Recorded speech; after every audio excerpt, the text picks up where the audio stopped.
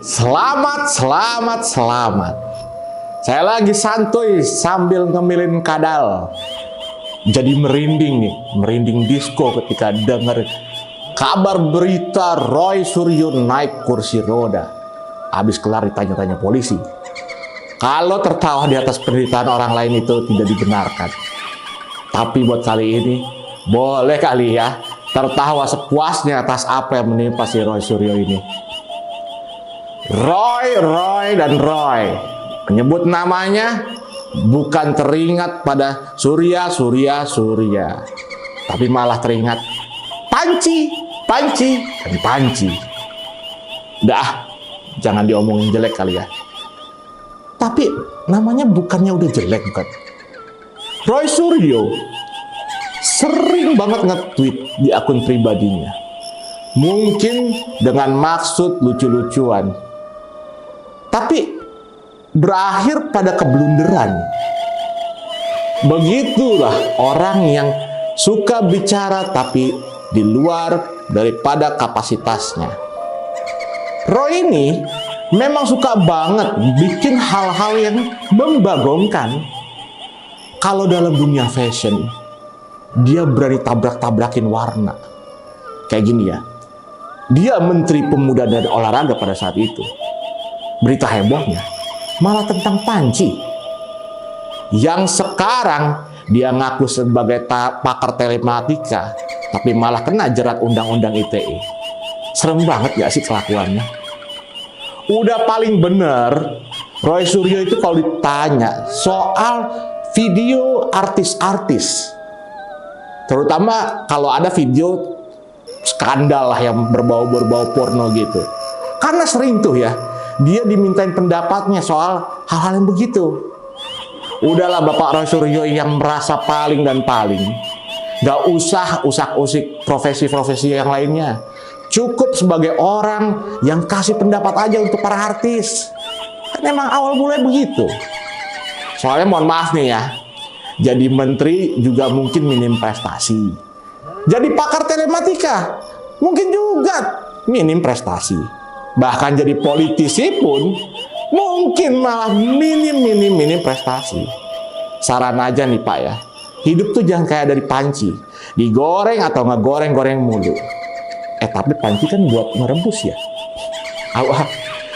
Bicara soal kasus yang sekarang, Roy Suryo itu sebenarnya udah mulai panik ketika dia mulai menghapus tweetnya.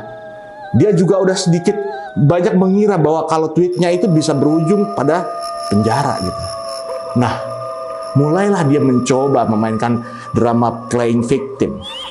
By the way, ngomong-ngomong nih, playing victim itu mungkin memang udah jadi satu mata kuliah khusus ya dalam pendidikan politik di partainya. Mungkin loh itu, jangan baper ya. Oke, balik lagi nih. Mulailah Roy Suryo memainkan drama, main playing victim. Dia mencoba mengambil rasa simpati dari publik dengan mengatakan bahwa bukan dia yang pertama mengunggah atau memposting gambar meme tersebut ke dunia maya. Berulang kali dia coba katakan membuat narasi-narasi seperti itu, seolah-olah dia hanya meneruskan saja. Itu kata kuncinya dari dia. Jadi dia membuat seolah-olah bukan dia nih yang memposting itu. Jadi dia nggak merasa bersalah. Tapi itu kan bukan pembenaran dari dia juga. Setelah drama mengunggah atau memposting gambar meme tersebut, ternyata tidak juga membuat posisi dirinya semakin aman. Mulai lagi nih dia bikin narasi. Supaya apa? Supaya lebih meyakinkan publik. Dia bilang dia akan melaporkan pihak yang pertama kali memposting atau membuat gambar meme tersebut. Dengan dalih dia mau membantu pihak kepolisian untuk menangkap orang yang pertama kali posting atau buat gambar meme tersebut. Semua itu dilakukan supaya posisi dirinya aman. Tapi apa mau dikata, kasus terus bergulir.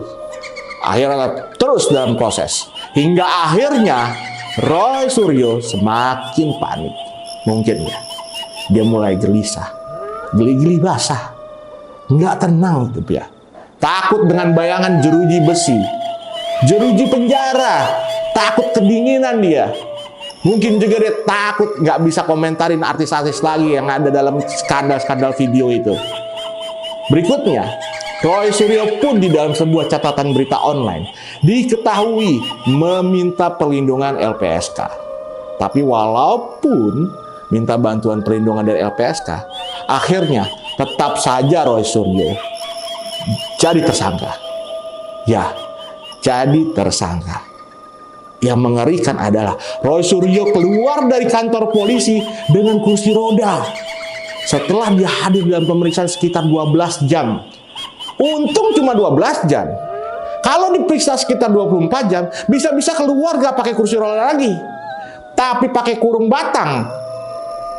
Melihat Roy Suryo keluar dari kursi roda, mungkin dia berharap nih, harap-harapnya dia banyak orang yang akan simpati sama dia. Malah warganet emang kelakuannya nih.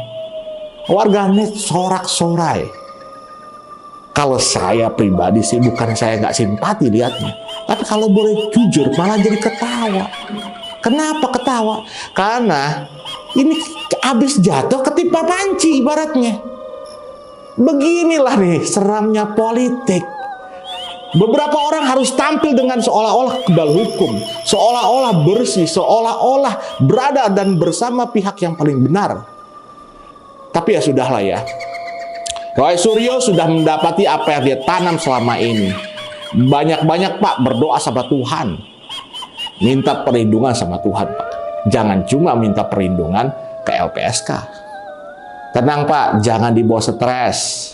Nanti kalau memang dinyatakan salah dan masuk penjara, siapa tahu Bapak bisa jadi guru komputer, ngasih kontribusi buat teman-teman di sana, menjadi sesuatu yang baik gitu. Jangan takutan yang lain-lain.